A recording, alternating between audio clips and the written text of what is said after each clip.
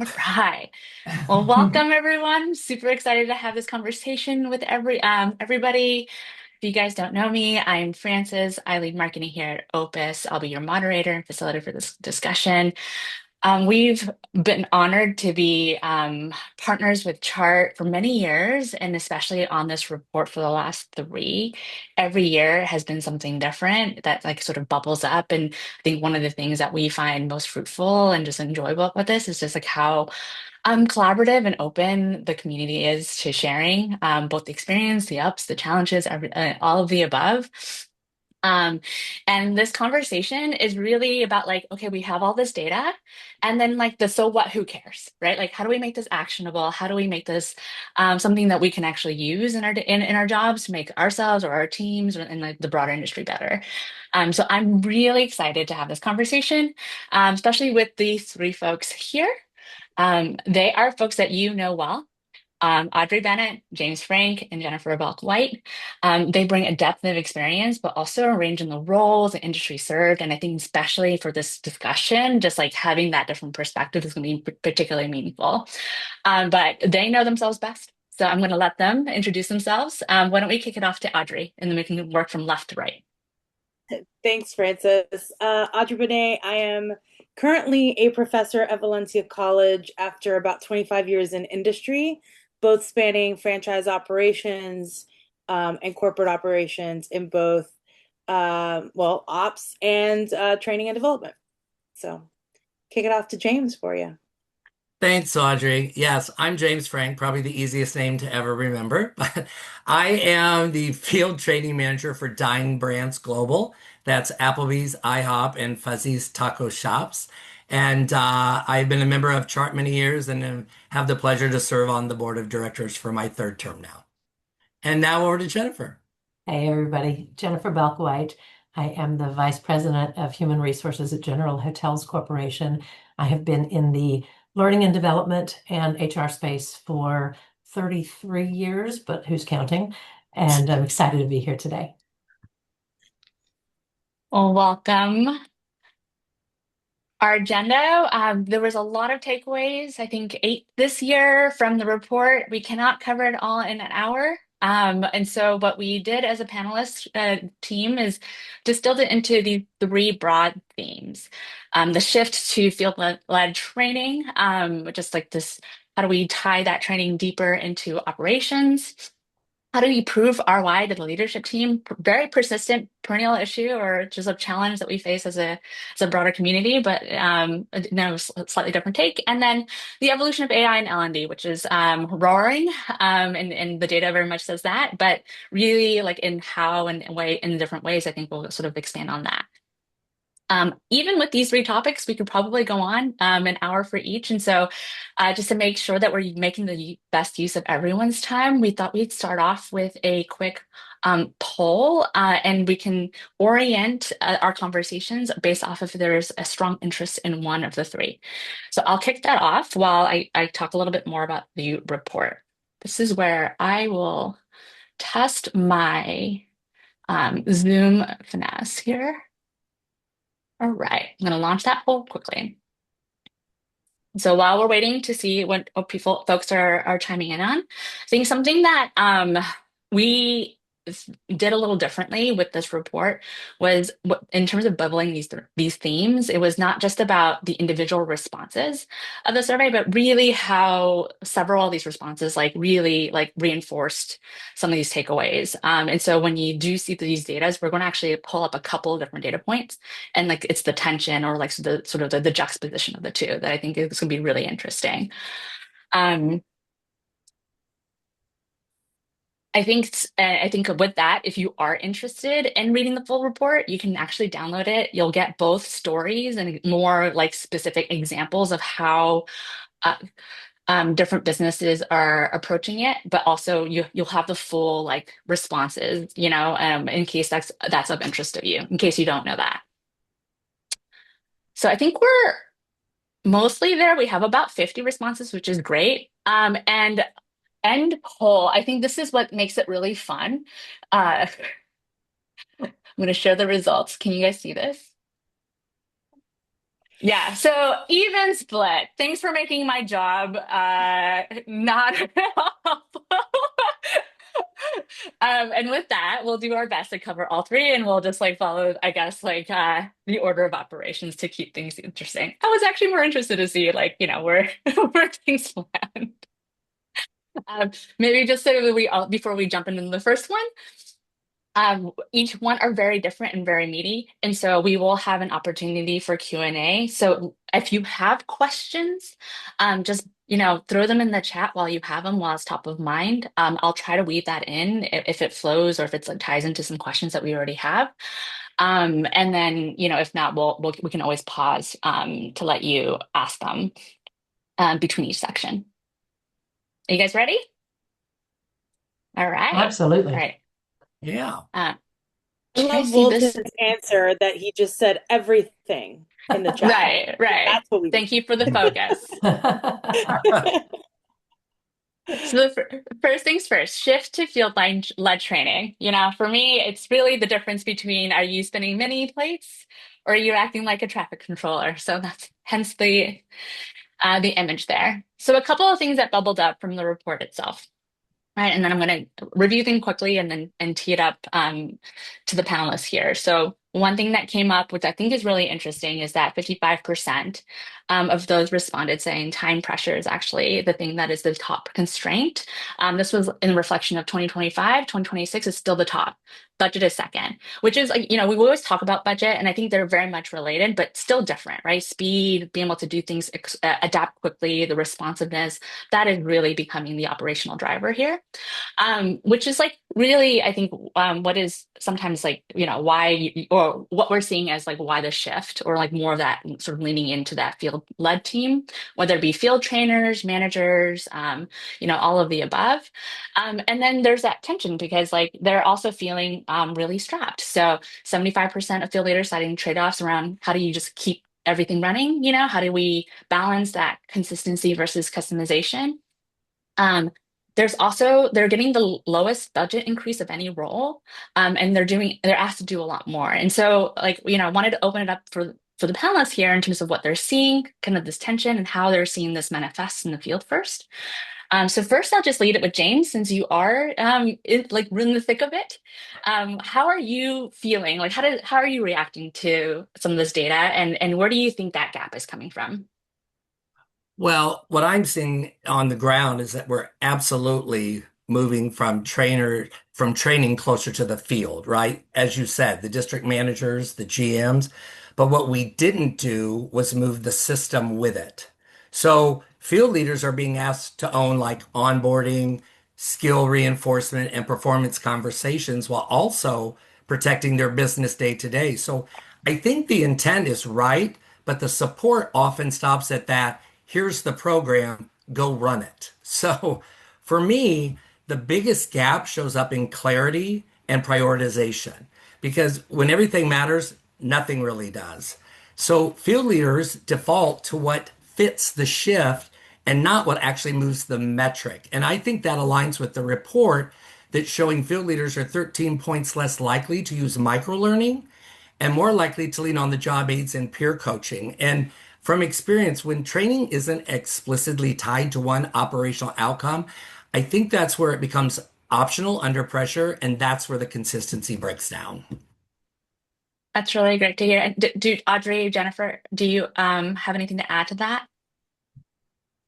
I would say I agree with what James said. I would also add that in addition to the operational focus that our operators have, many of them do not have a training background. And so focusing on how adults actually learn and how to not just tell somebody what to do, but how to actually train effectively is not something that many of our operators have that background in. And so I think it's really incumbent upon us as training professionals, if this shift continues and we're really providing those supportive tools, is to craft the program in a way that can be trained by non-trainers and to craft tools and processes that support the operators in not just how to deliver the program within the time constraints and the operational constraints, but recognizing that they are, for the most part, not professional trainers.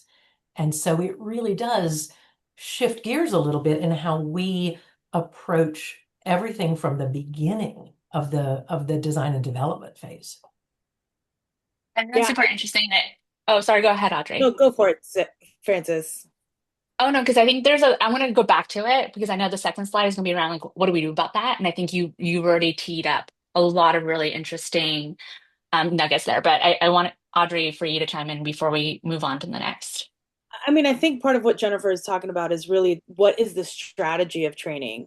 And there is that notion of understand. I mean, James is an exception, I think, generally speaking, to the rule, a field training expert and leader in that. Whereas a lot of times it's somebody brand new to the role, and this is their first foray into what does training look like beyond training one single role. And so we as training leaders really need to have that strategy of saying, we are going to take this as a moment to develop those individuals into adult learning experts at some point, while also understanding that we have to design something that they can bring to life, but will only have so much ability beyond what we've written on paper. And so there's that point of creating a strategy that operations can actually execute and will be so bought in that they will execute it the way that you designed it. And I think that's where we start to lose people. Could you give an example of where perhaps that has gone well? And it sounds like it's a bit of how do we set expectations of what they can actually do, right? And Sure. being very and trying and being real, like really realistic about that, right? And then building Mhm. a system around that. And so maybe define what that expectation should feel like is actually what is reasonable here. I think the reasonable standpoint is saying training and development as a department creates the strategy, creates what the end game is, understanding that there's going to be some flexibility of how that's executed it operationally. And I think sometimes we have we're all great at what we do, and a little bit sometimes I will take full responsibility for this, a control freak and will want something to be done exactly as I've designed it. And then when it doesn't come out that way, I could be frustrated, right? And so, really using the field to help craft what is created, to understand what their parameters are and what they are willing to do, and how far out on that skinny branch they are willing to go, will help us to create an actual model that would be executed. Added to that, I think a really good train the trainer that is flexible, that can change time after time after time based on who is in the audience is the key. I think I've worked with organizations that we had an exact train the trainer and that's how it was always executed, but that does not help build their skills over time.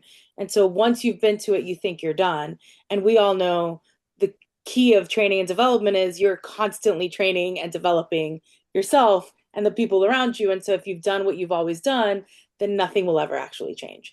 So that there's an interesting juxtaposition between the two that we should be better adept to manage and create new each time so that there is buy-in all across the board.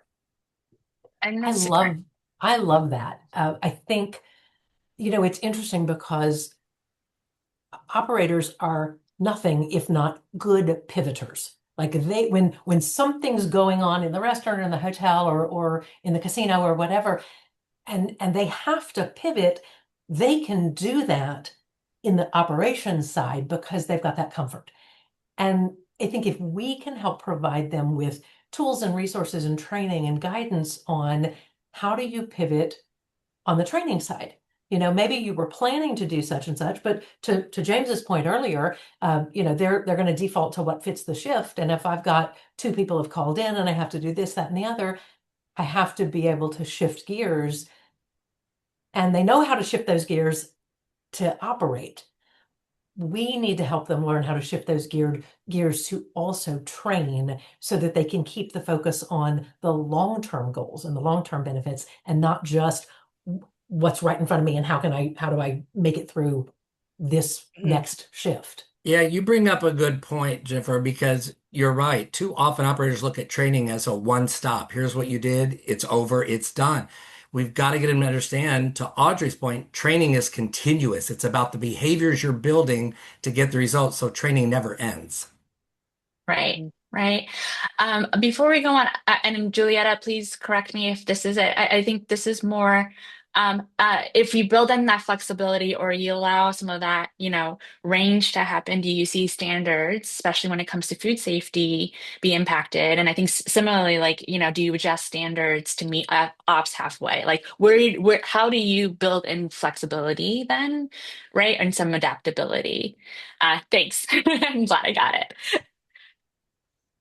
I mean, I think it's a fantastic question that it takes me back to somebody who I worked with early in my L&D career, who was our regional training guru, basically. And she would walk into a restaurant, and her viewpoint was, are the salt shakers exactly where they're supposed to be? Do all the tables look to be in a perfect line? I mean, all these little details that are in our manual supposed to be perfect.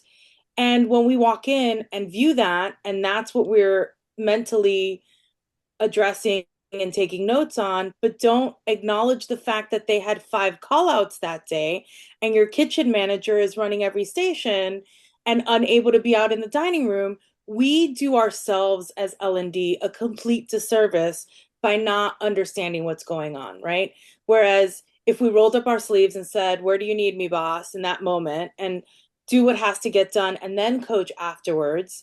I mean, it's the things we've been preaching for years, but we ourselves don't always keep in mind. I mean, I think, do you lower standards? I don't believe that you lower standards. I believe that you keep the standards as high as possible. But in that moment, do whatever it takes to keep it to that standard and then coach afterwards of what would have been the best possible decision, as opposed to just allowing the woe is me. I had 5 call outs today. And so that is just one of many examples, but I don't think you do lower standards. I don't, I'm curious, James and Jennifer, if you agree with me on that. Oh, either I one. agree that you don't lower standards. I also agree that you meet ops halfway. Yeah. But I think the meeting in the middle is less about standard adjustment because we need to operate to the level that we need to operate to, whatever our brand standards are. Where we adjust and flex is the recognition that we are not training in a vacuum, recognition that training happens in the real world, and that real world hits are always going to be there. And so, how do we build and teach and reinforce and guide and coach training to fit within that real world instead of within that ivory tower, do it perfectly because it's never going to be perfect. It's always going to be that real world model. Yeah, Jennifer, Agreed. I think what you're talking about is like progress, right? Like, can I see where you're at, know where the bar North Star is? Everybody should know that, but also know that like as long as you're making progress, like, and you have a plan towards that is also acceptable and like what everybody can be working towards. And if you were to adjust standards, then they lose track of like where the North Star is. Agreed. Yeah. To Audrey's point too is I think it's such a critical piece as we think of field leaders taking over training. We expect them to understand training. We have to show them that we understand operations because that's how you cross the bridge to both worlds. And so, yes, there are standards, but again, to Audrey's point, your behavior of getting into the operations mix, you're actually still training by showing what you're doing. So I loved that, Audrey. It's great. I'm going to keep moving on because, like I said, we can spend a whole hour on just this. But the next part is more around all the different ways that you are able to bridge. And I know we've kind of already alluded to some of that. One of the things, and this is what I talked about is we did include some examples that we've heard from Salt and Straw, Just Salad, Cunningham Restaurant Groups, and this is where I'm going to make my Opus plug. These are all Opus customers, so I've had the privilege to get to also see their journey. But I think one of the things that has been interesting with Salt and Straw is that they've made this more of a shift in the last year, and that it was very top of mind. And 2 points is, when they shifted their GM onboarding from district managers, she said that it was working well. This is Angela, who is the director there, and she's like but it really clicked in when they created this very like concrete performance model that like showed, I think, to your all of like the standards, right? Like it was very clear, it was very measurable, and then that just made the ownership part really click in. So defining that and then having that ownership bit, I think really does, and then having the tools and that we've talked about, like really does close that loop. And she really saw that happen. It was like a big light bulb moment. I think the second bit is part of that understanding and bridging that gap for operations, like James mentioned, is like this peer coaching. Like, how do you take that into a strength? And what they've seen is that they've kind of given them permission for experimentation, but kept a close ear, right? And then seeing what has been like really working in the field and then bubbling that up and then building that as a consistent process. So, like, really flipping that head and kind of saying that, like, hey, some of that adaptability or maybe some variance in how you do things is actually a great way. It's a great testing ground, and in being open, that that's like a two-way street. So I think I wanted to share those things just as like also just like to pull in some of the qualitative examples that we've included in the report.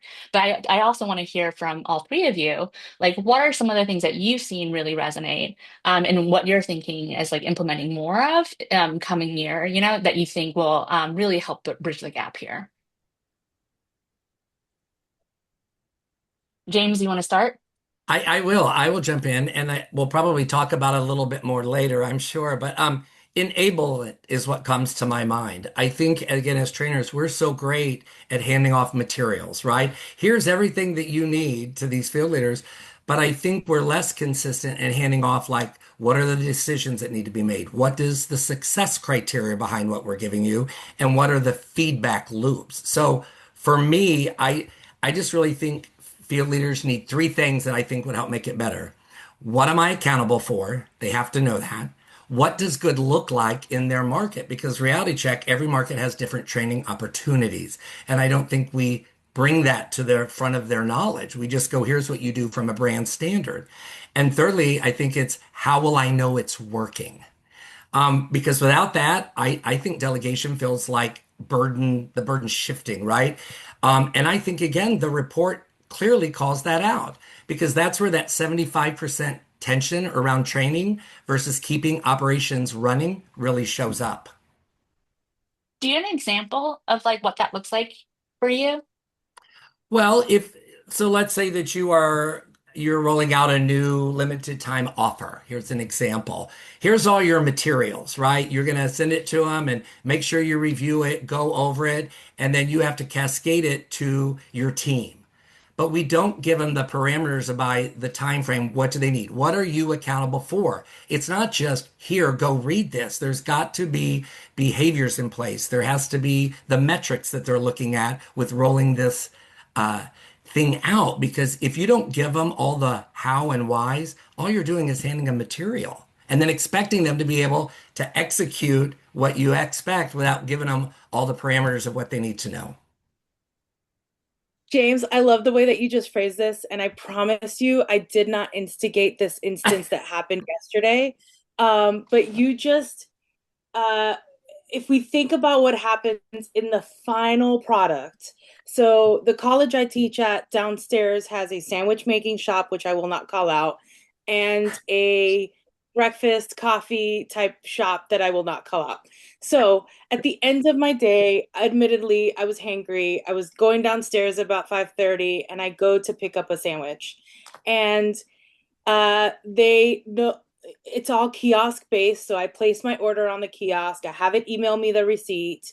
Um, my email comes in at 5:38 p.m. with the exact sandwich order. They do not receive it on their end as a chit until roughly 5:55. So I'm just standing there, and thankfully one of the team members caught on and said, "Hey, are you waiting for something?" "Yeah, my sandwich. And my name's not on the board." He's like, "Well, then we can't make it." And so I asked him if I had the address right. And he's like, "Yeah, that's our address." "Great. Here's my, order."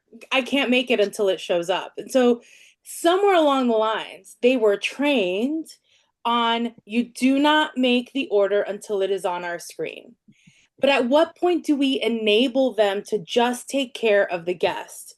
And I teach hospitality and culinary classes. So I was hangry. Don't judge me, please. I'm judging me, but enough for all of us.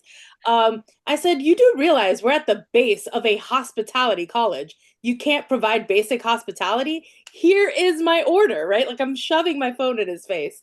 And so at what point, if we don't spell out exactly what is expected, and most importantly, to meet them halfway when things don't go perfectly, what are acceptable answers or expectations of them, enabling them to do that, really just helps our business model for starters. I'm never going to that sandwich shop again if I can avoid it. Um, I'll go around the corner to the Qdoba. That does just fine, by the way. And so that's a little, if it's, I'm not the only guest that's happening, right? I do think that we have a language issue in our industry. When we talk about training, training tells us exactly what to do. And primarily when it is, I think our senior leaders and our executive leaders view training as what you just do to get the job done. Whereas if we started looking at ourselves as enablers, then we are helping people see that we build the bench to growth. And that is, I mean, I think language is really fascinating. That's And so yes, Bob, funny. just give them the pickle. I mean, JD just mentioned it too, and I know this is something that had come up in our prep conversations, right? And so, if you were to, and I would open this up to all three of you, if you were to shift to more of an enablement, what are you doing more of, and what are you doing less of? Well, I will say this. To me, I don't think this is training versus enablement. I think it's about whether learning stops at delivery or it continues until the performance. So for me, a helpful way to frame that is simply training is a component of enablement, not its replacement. So I think in to Audrey's point about language, I think we have to really be conscious of what we use. So as an example, training teaches the what. But to me, enablement supports the how, why, and when. So this avoids that defensiveness we get, and it keeps credibility with experienced field leaders. So that's the kind of language I like. I would say in some ways, it seems to me is the same thing as the difference between service and hospitality. The difference between training and enablement is, service is a basic step, but it is not the same experience as hospitality. Training is the basic step, but it's not the same experience as enablement. And if I can be really inappropriate for just a moment, it reminds me of something, and I heard this I believe I heard it at one of my early CHART conferences from a keynote speaker, but it has stuck with me for many, many years. It's the difference between training and education in some ways. So if you think about training versus education, particularly if you're a parent, here's where the inappropriateness comes in. Would you rather your child have sex training or sex education? Mm. And that illustrates the difference. It's the bigger Yeah. picture. It's the why behind the what. It's all the things that I'm seeing in the chat. And I Yeah. promise you that's going to stick with you for the next 15 years too. But it really does illustrate we're not just training tasks. We're teaching, we're enabling the guest experience, we're enabling the employee experience, we're enabling the success of the organization, which comes from a guest not standing there for 20 minutes in a hospitality school waiting for, I mean, not only did you not get hospitality, you didn't even get service. Right. because they were following a very rigid rule instead of thinking about the why and the goal of the role. Yeah, I really think that the language shift changes how our leaders show up, but it's only if the expectations also shift with it. You know, because if not, our leaders will treat enablement as training with a new label, right? But I believe that when the enablement clicks, you'll really see leaders ask better questions. And I think that's where another gap is. And what I mean by that is instead of them going, "Hey, did you go through your module today on the training?" I want them to say things like, "What part feels toughest on your shift?" Or "What gets in the way of you applying what you learned in that module?" So I think that's where the language comes into it. Yeah, I think I that's love such a what great Mika point. says in the chat. Training is black and white, enablement is color.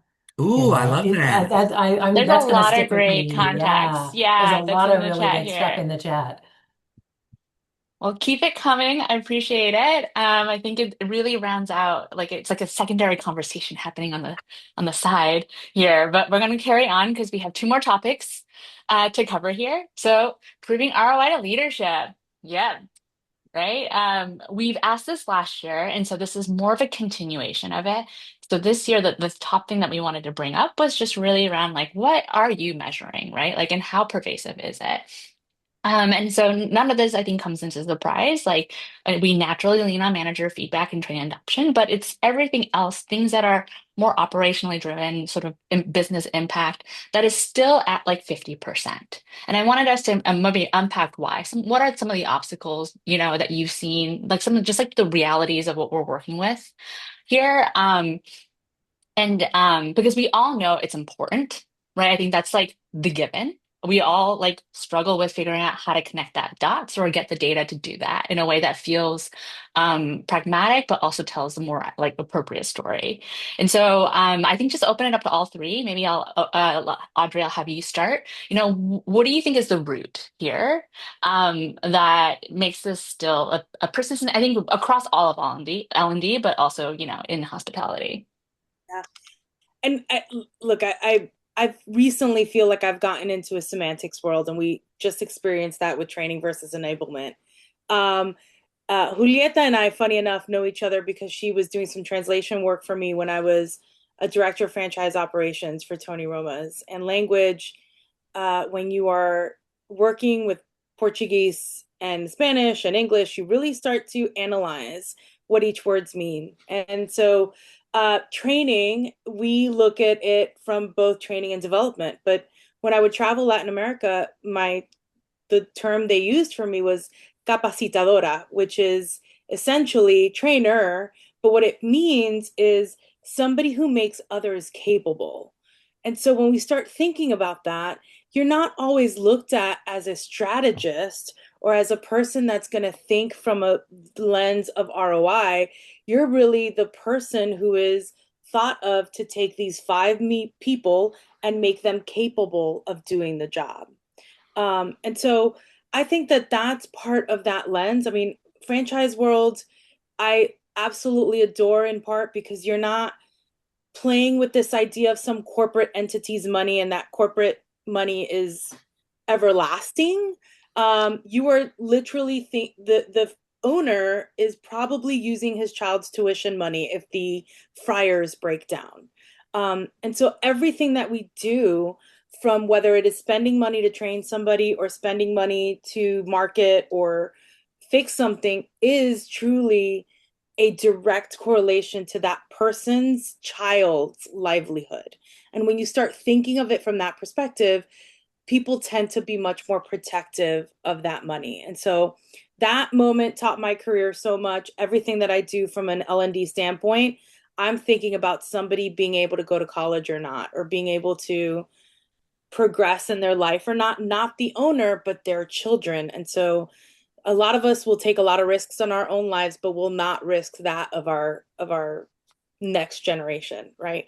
Um, so I think that's when we look at these metrics and we start thinking, I'm going to talk about manager feedback. Who cares? That's not going to impact somebody's child tuition, right? Guest feedback, however, will impact somebody's child's tuition and whether it's there or not. Well, I'm going to flip it now, Audrey, since you said something about James. I can't believe you said that. You just saying that about manager feedback is exactly where I was going because, and to Jen, I'm going to say something inappropriate maybe to some people. When I think about L&D struggling to speak to the language of business impact, I blame ourselves as training leaders because we often measure what's easy instead of what's credible to the point. Yes, manager feedback is valuable, but it doesn't win a budget conversation, does it? No. Ops leaders respond to the metrics that they already care about: speed, errors, guest impact, right? So, what I've learned is that when training conversations start with business impact instead of program design, the tone shifts immediately. It changes the whole dynamic. But 100, why is it so hard? because we start at the wrong place. Yes. Okay. We start with, and I don't necessarily just mean we as trainers. Sometimes the executive team comes to us and says, we need a program on XYZ. And we don't push back and ask why. And we don't push back and ask, what are we trying to achieve? We need to start with what is the business impact that we are trying to make. And I mean that with everything, not just, we want to create some new training program, but we're training new hires. Okay, what's the impact? What are we trying to achieve with this? And is training even the right solution for this particular business issue? And if it is the right solution, how will we know when we've done it right?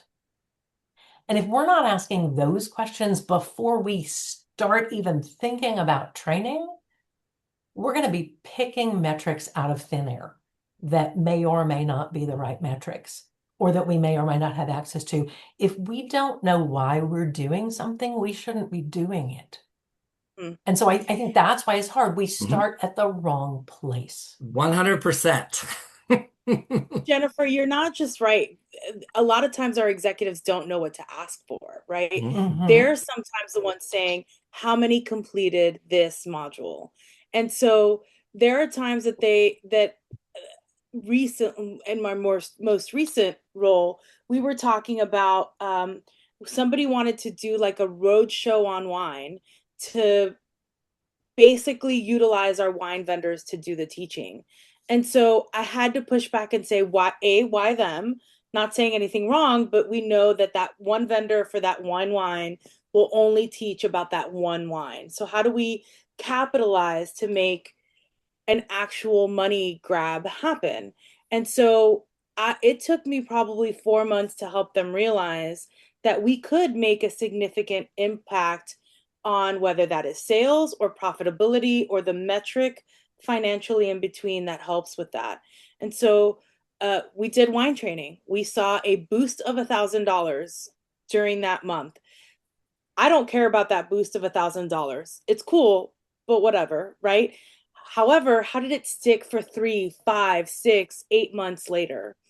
Did it again later on with zero proof cocktails. We had none, so it was easy to go from zero to whatever that number was, which was roughly 2250 per unit, and then capitalizing and seeing where are we at 3 months, 5 months, 6 months, and the goal was to see an overall increase or at least staying the same. And then we did rum a month later. And rum, we saw our units overall seeing an uptick of roughly $18,000 in rum month over month. And then being able to sustain that for 6 months afterwards. And so when we think about metrics, I'm looking at what did we do before the training started, that week, that month, and then how have we kept it ongoing afterwards? Because if I'm going to prove my salary to somebody, I how many people completed a training module doesn't mean anything compared to what was the impact that I made to sales or profits. Yeah, We should be it's charging that for everything. it's where Jen said it, it's that start of that conversation, right? And so I think as an example, it's field leaders, they want to hear something different in the beginning that ties again training to ops. For an example, I could say, we're seeing inconsistency in execution during your peak periods. which is hitting our guest experience and sales. So this training is designed to help you coach those behaviors that's going to make a difference on a Friday night busy shift. So when we lead with the business problem, the leaders lean into it more because we're helping them get solutions to make it better. James, I also like how specific that is, right? Because you're not saying it's overall a problem. It's during these issues, we've seen the evidence for it, right? And therefore we have a solution. So I think that's fantastic. And Audrey, I think there's some, lots of conversations in the chat, but around this follow-up. And I love how you were to take the same sort of through line and replicate it. So it's like, if you're making it repeatable and you're probably improving the program over time, which is also improving like the results over time too. And you can kind of see that trend, but it's about the ongoing behavior and also like the ongoing impact. It's not like a one-time hit. I'm curious. And Francis, And that's when we need to start thinking about the metrics that we're going to, so Mhm. it's not just we're going to teach you to coach them during those times, but here's what you're going to be looking for. Here's what your guest experience scores should be improved by in X amount of time, and here's how that improvement should be sustainable. So if we're not starting with that, we're not going to have the right metrics conversation. yeah. Sorry, I could talk And about this also, forever, so I no, all apologize. day, right? And look, for the record, 36% of people said they wanted this one. So Yes. it was only slightly higher. I think Slightly. the other piece to that is knowing that we have to track those metrics. There is no accounting department that will do it for us. There is no, whoever that is, right? Ops doesn't have the time to do this metrics for us. Even though they're reading these metrics anyway, we have to be able to create that spreadsheet to be able to showcase it. I will tell you, I worked really hard to make a great relationship with our finance person. And it started by learning to talk his talk. And as crazy as it sounds, it was not the finance talk. It was the what makes his day happy. And he was a big soccer fan, so I could talk MLS and NWSL all day long, not because I knew it, but because I knew that to be able to enter the room and make him want to work with me, I had to be able to have these conversations with him and then pivot towards, hey, I'm tracking this. Can I have you double check my numbers? Right? So that I can start also getting numbers from him as well that I may not have access to. And that just makes the world of a difference, because do I want to contact all 7 restaurants individually to get their cost metrics and their sales metrics? Or would I rather just go to the source that keeps all those metrics together? I'm still the one actually putting the report together. I think you bring up a great point because we do hear it's like, well, I don't have access to this, or it's hard for me to get, right? Or my company doesn't collect it, right? Especially in a franchise organization where you might not have access to all the data. You brought up a great way of like kind of working your way in. I'm curious from the others, like how else are you finding or maybe adapting numbers to at least get you closer to it, right? I think like Jennifer, you talked about like how do you know it's working?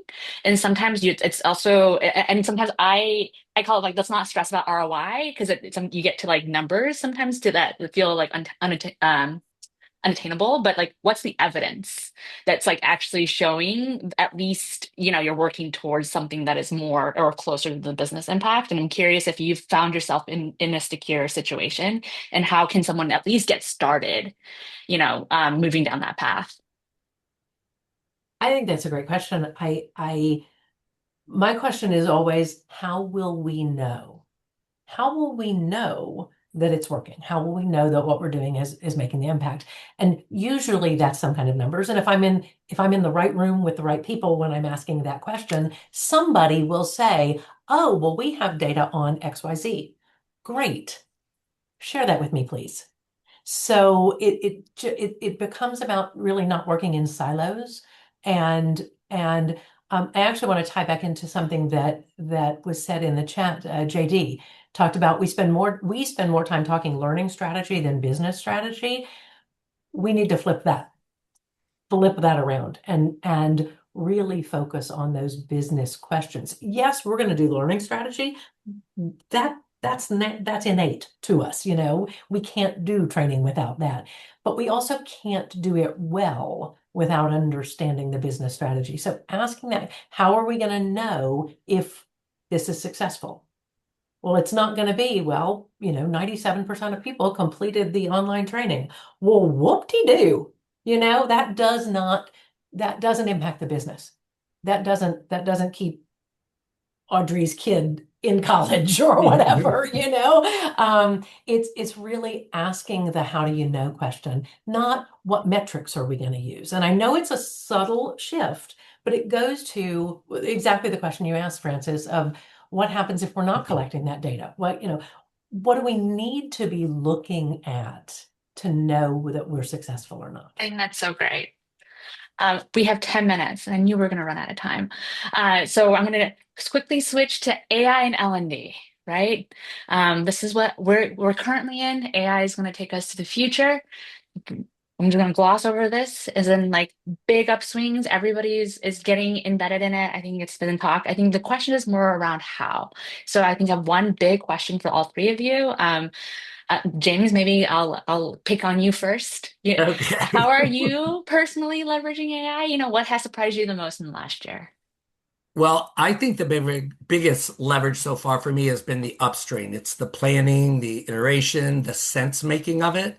Yes, AI helps us with stress test ideas faster and adapt content to different operations, and it reduces time building from scratch. Now, to your point, what surprised me is that it didn't distance us from the field. It actually pulls us closer because the time we've saved gets us back into coaching and validation. And I think that mirrors the report because AI use is growing faster in more analytics and planning, not the delivery. So that's what I believe. I hear that and I echo that. I'm seeing that shift, and I think it's a positive move, right? And it was always something that was on the back burner or limited. And it's allowing for more of that human aspect of Yeah. training that is still so core to this industry. Yeah, Audrey and Jennifer. Oh, sorry, go ahead. no, you're good. I want to say, yeah, I don't see L&D becoming smaller either. I see it becoming more strategic, to Jen's point earlier, and more essential. But the ownership doesn't shift, right? AI is ready. We continue handling much of the content. It does, I'm sorry, it does the content generation, but we get to have the LNG energy with our field leaders. And I think that's a huge win for us. I'm going to go the opposite tack a little bit. Love it. I do not use, I don't want to say do not, 90% of the time, I do not use AI for content development. I will use it maybe to explore if there's an area that I'm unfamiliar with so that I know what questions to ask the subject matter experts. But and my background is instructional design, and that was what I was trained on. And, so I am never going to say, let's turn the content development over to AI because they'll make it pretty, but it won't necessarily, at least right now, what I'm seeing doesn't really approach what a good instructional designer can do when it comes to actually looking at how adults learn. Hmm. You can argue with me. I'm fine with that. Put it in the chat if you want to argue Oh, with no. me. I'm good with No, it. I'm But what liking the I spiciness of where this I conversation. where I have found AI to be incredibly helpful for me is in the analytics. Yeah. Because, rather than me analyzing a spreadsheet of all kinds of things, I can pop that in and say, tell me the trends, tell me what I'm seeing here. And that is a use of time that I don't need to go in and do a regression analysis with the data. That would take me forever because that's not my strength. I can then look at the trends and know where to focus my attention. So for me, it really is all about the analytics of whether it's, where are people struggling on a particular assessment, or where, what are the data telling me? That's where I'm getting a big time saver. I agree with you, Jen. I do understand that because I think L&D's role going forward with AI is sense making, right? Because there's a lot of things that AI can't generate, like which behavior actually matters right now, or where is performance breaking down? Why? That's where we come into play. So I understand your point for sure. I uh I have a very sordid view because now I'm in a professor role and I can't tell how many papers I'm reading right now that are AI generated and I just want to smash my head against the computer, in all honesty, beyond giving them a zero. Um, and I say all that because there is definite, what I'm seeing right now is our students that are under the age of 24 are showing cognitive decline. And that is our workforce because they're so heavily relying on AI to answer questions for them. And so, a little bit to James's point is the fact that if we can start to shift our people towards humaning better, um, and utilizing, and then to Jennifer's point, is utilizing the analytics portion to tell us where. I mean, just throw your guest experience scores into that, and it'll tell you where you need to improve some of that development in your team members.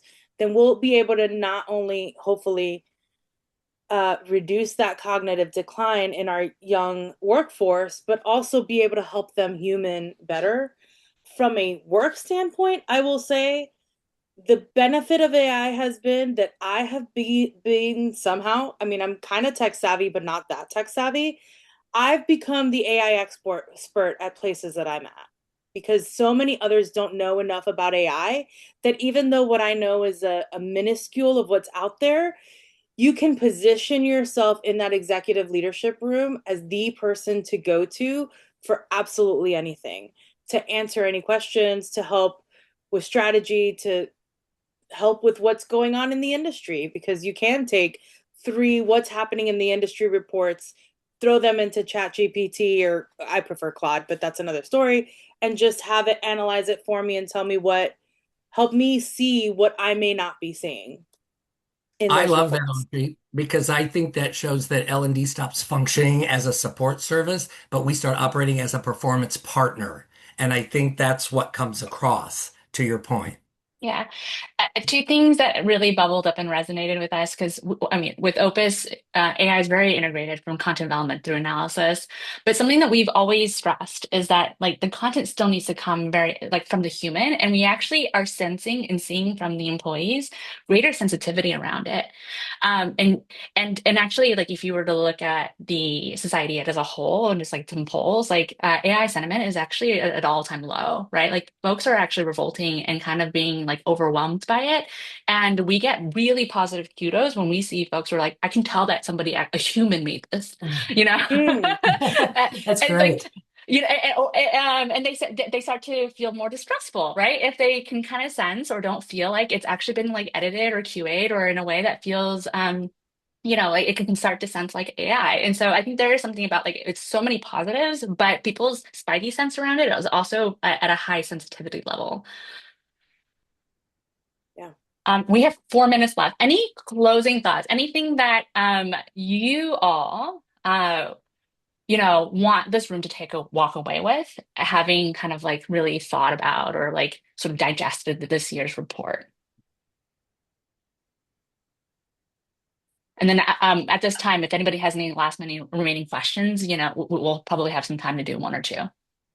Audrey, you want to go I first? will, yeah, I will start. Thanks, James. I will start by saying if you asked me a year ago, a year and a half ago, where I was with AI, first AI, I truly believe Terminator was going to be our living scene outside right now. And I actually had a conversation with my wife where I was like, you need to go to college and get another skill because I think you're not going to be able to be cooking in a kitchen anymore because the robots are coming. Um, and I'm really realizing that that's absolutely not the truth. We are, to your point, Francis, going back towards being more human. And so, what we really need to do is focus on what those human things are. This report saying that we were shifting training more to the field leaders just proves that point more and more.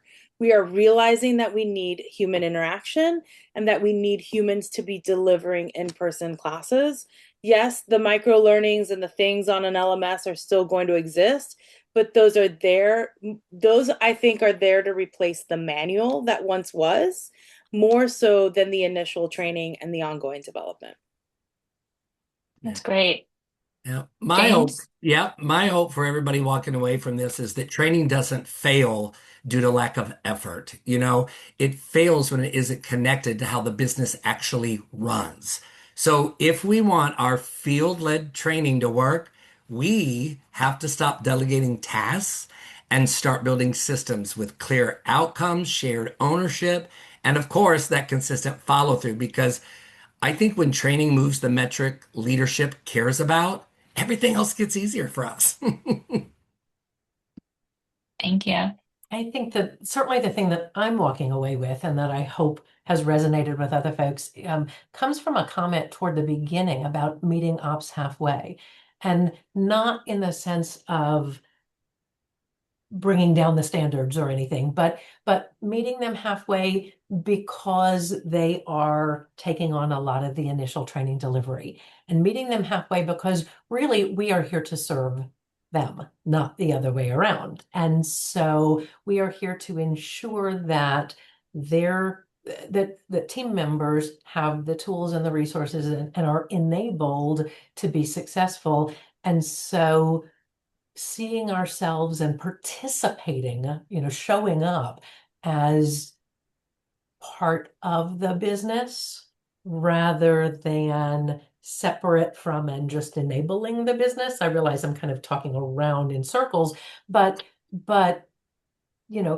showing up as those learning professionals who are understanding of and supporting of the business so that we can help them pivot in ways that we're seeing the trends taking us. That's So what I'm taking good. away from this. Yeah, what a great close, all three. Oh man, I have nothing to say other than thank you, James, Jennifer, Audrey, for a wonderful conversation and expansion of the data. It's only the data, but now we know. I think there's so many great stories about like, what do you do with it, right? How do you take that home? So I hope everybody found that helpful. Thank you, Audrey, for putting in the report. If you have not downloaded it, please download it. There's a lot more within it. Just also a couple of plugs of like things around education that we have been supporting. One is Opus does do monthly office hours around training and practicing, and just it's open to everybody, not just those who are Opus customers. So happy to share more on that. If you want to just have another way of just sort of like expanding and sharing stories, we always bring somebody a business really just talking about what they do in their do in their business. And I think also just we wanted to make this report also just like continuing on and having those conversations. And so what is coming soon. And you can always reach out to Tara for more information. Is a discussion guide that you can do in events, virtually, in person, to really help guide that conversation amongst yourselves and really sort of continue this, in a smaller format or your own format. So with that, I think just please continue to send the thanks to everybody here, and we'll wrap it up. Thanks, Francis, everybody. thank Bye, you so much. everyone. Bye, everyone. Thank you, See y'all in everyone. Bye. Boston.